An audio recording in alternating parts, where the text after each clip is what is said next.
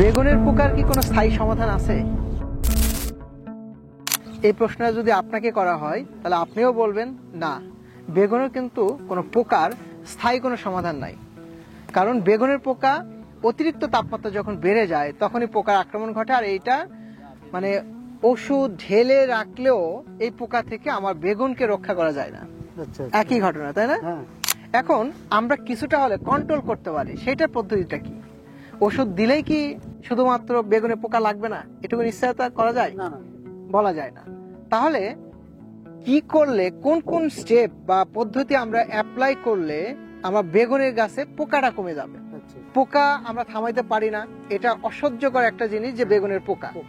শুধুমাত্র যদি আমরা এই সময় পোকাটাকে কন্ট্রোল করতে পারতাম তাহলে এক একটা বেগুন চাষি 1 বিঘা জমি থেকে 10 লাখ টাকা মতো আর্ন করতে পারত।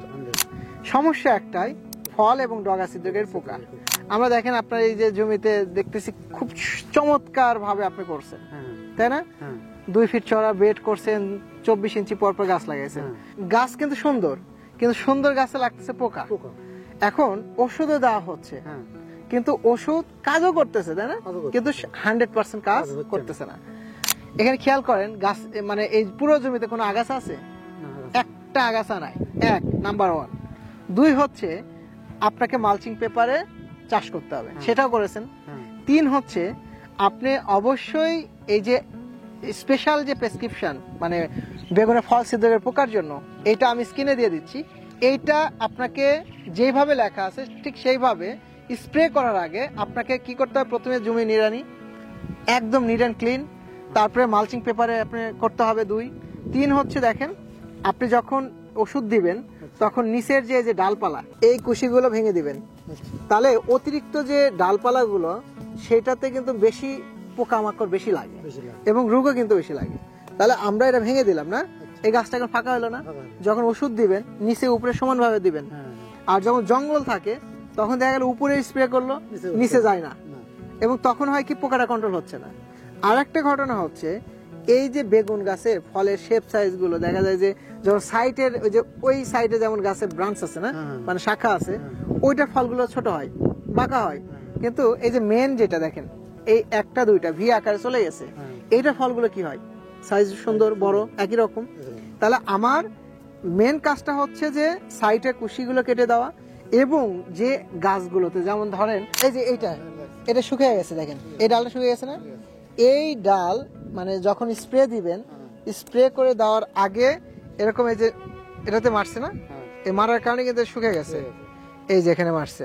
তাহলে এই যে দেখতে পাচ্ছেন, এই যে এই শুকিয়ে যাওয়ার কারণটা কি? এখানে ও এসে ডিম পাড়ে দিছে, হোং ফুটায় দিয়ে ডিম পাড়ে দিছে, দেওয়ার কারণে এখানে যখন ক্রিয়াটা বড় হবে, এখানে খাইতে খাইতে কি করবে? এইটার এই যে খাবার নেওয়াটা বন্ধ হয়ে যাবে এই ডালের। যখনই বন্ধ হয়ে যাবে তখন এই যে নেতিয়ে পড়ে মারা যাচ্ছে, তাই না? আর আরেকটা জিনিস খেয়াল রাখতে হবে, যে বেগুন গাছে গোড়া যদি নড়ে, এই যে বর্ষার টাইম বৃষ্টি হবে, আপনাকে মানে অবশ্যই খুঁটি দিয়ে দিতে হবে শক্ত করে, যাতে গোড়া না নড়ে বাতাসে। যদি গোড়া নড়ে তাহলে উইল্টিং ধরবে, আপনি কন্ট্রোল করতে পারবেন না। কারণ শিকড় যখন পছন্দ লাগবে ওই দিক দিয়ে কিন্তু ওই জীবাণুটা ভিতরে ঢুকবে। তো আমাদের করণীয় হচ্ছে যে, তাহলে আমরা প্রথমে যদি বলি তাহলে আগাছা নিড়ানি, 2 হচ্ছে মালচিং পেপারে এটা চাষাবাদ করা, 3 হচ্ছে যে আপনার নিচের ডালপালাগুলো পরিষ্কার রাখা, 4 হচ্ছে যে ডালগুলোতে আপনার ফল ছিদ্রের পোকা লাগছে ওইটা ক্লিন করে এই জমির মধ্যে রাখা যাবে না। তাহলে আপনি এখন কি করবেন বলেন তো আলেক্স ভাই? এই যে আপনি ওষুধ দিবেন, তাই না? ওষুধ তো দিয়েছেন, কবে দিয়েছেন ওষুধ? গতকাল ওষুধ দিয়েছি। কি কি ওষুধ দেওয়া হয়েছিল আপনার? আমি দিয়েছি হচ্ছে লারাগোল, গোন্থার আর স্টারথিন।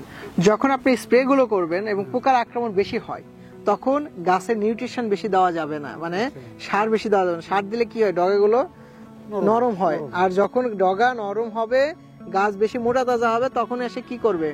পোকাগুলো বেশি সহজে অ্যাটাক করতে পারবে। তো যে কারণে আমরা যখন পোকার আক্রমণ বেশি দেখবো তখন গাছগুলোকে খাবার দেওয়া বন্ধ করে দেবো, দিয়ে পারলে একটু ছত্রাকনাশক কড়া করে দিলে দেখা যায় গাছটা স্ট্রং হবে, শক্তিশালী হবে। তখন আমরা পোকাটা কন্ট্রোল করে নেওয়ার পরে দেন হচ্ছে যখন ফুল আসলো বা ফল হয়ে গেল তখন আমরা সার দিয়ে দিব। ঠিক আছে, এই জিনিসটা আমাদের মেনটেন করতে হবে। যেমন এই যে এখন কচি অবস্থা আছে না, এই কচি অবস্থা থাকার কারণে কিন্তু পোকার আক্রমণটা বেশি হচ্ছে। তো আমরা আরেকটা জিনিস কি, বেগুন কিন্তু কোনো সময়ই অতিরিক্ত রস পছন্দ করে না, আর্দ্রতা পছন্দ করে না। বেগুনের জমিতে যদি আর্দ্রতা বেশি হয় তাহলে গাছে স্ট্রোক করবে, গাছে বৃদ্ধি হবে না, ফলন কম হবে, গাছ খালি লম্বা হয়ে যাবে।